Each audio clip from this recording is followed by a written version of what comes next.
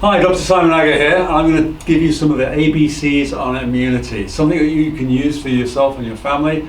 Just a quick little note to go through, okay, what am I doing? What do I need to be doing? We're going to start right at the top with vitamin A. Vitamin A is essential for the immune system. It's essential for the health of your mucosal membranes. What's that mean? That means the inside of your mouth, your nose, your sinuses, through the lining of your whole stomach, intestines, and all the way through. That is a massive player in your immunity.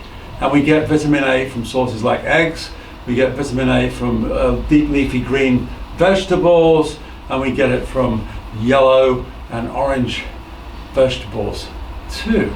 So vitamin A is very important. You might have some in your Immuplex, Congaplex, Cataplex AC, AD Pro, ACP for those of you who are using vascular support or anti-inflammatory support.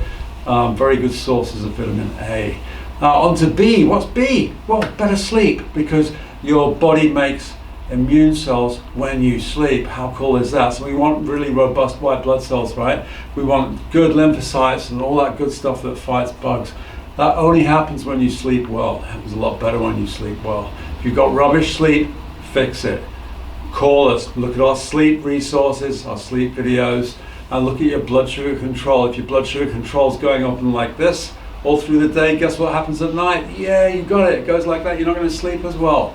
Your hormones are going to jump around and you're not going to sleep deeply. So watch our blood sugar video and energy video that are listed under this, and you'll get some ideas on what to do. Now, things you can do to help with sleep are things like you can do kava, you can do 5-HTP, you can do chase tree, you can do melatonin, but you know, those are useful, but I prefer you to work on your blood sugar and use things like calming minerals and some calming exercises before bed. They work a lot better before you need to go to an external source. C, vitamin C, of course, right? C is crucial for white blood cell health in your immune system.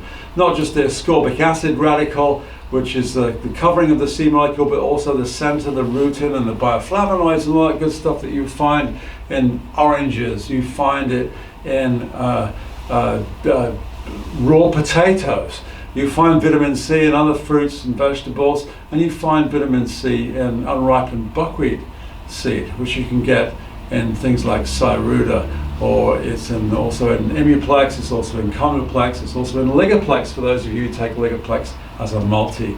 So C can be very helpful. And remember, if you're drinking a glass of orange juice, no, that's not vitamin C. Yes, there's some in there, but it's mostly sugar. It's just going to tank you.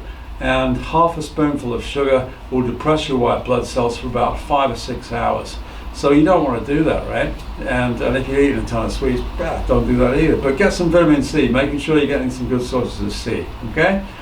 D, vitamin D. Well, we all know vitamin D is endemically low in most people. Unfortunately, most doctors don't test it. You should be above 55 if you can on your blood levels, minimally above 35.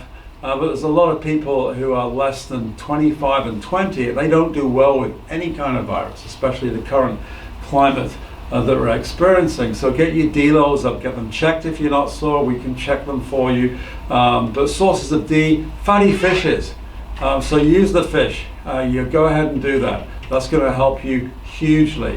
Your tuna oils, your salmon, mackerel, cod. Not so much cod, but sardines, stuff like that can be very, very helpful. You can also get them from non-fish sources, flaxseed oil and chlorella, like the green algae. Make sure it's a good source that's not polluted, and they can be very, very helpful.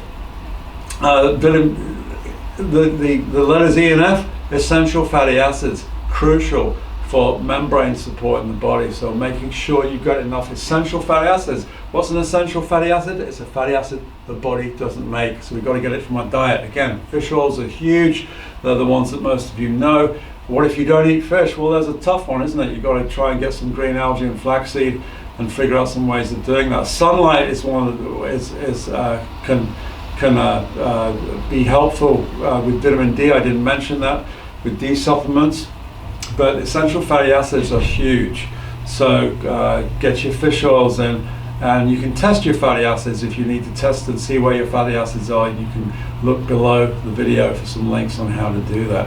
And then finally, running into things like iron. It's important that your iron levels are up and they're robust. If you've got low iron, if you've got anemia, if you've got chronic anemia for chronic infections or low ferritin, make sure we talk about that. Make sure you supplement with an iron supplement, Ferrofood, Femax, Hemovite, any of those can be appropriate, and make sure you talk to us about that. Stress. Stress will increase cortisol, a stress hormone, increase cortisol. You're not going to make as good immune cells. That's not going to work very well. So as a result, you've got to modulate your stressors.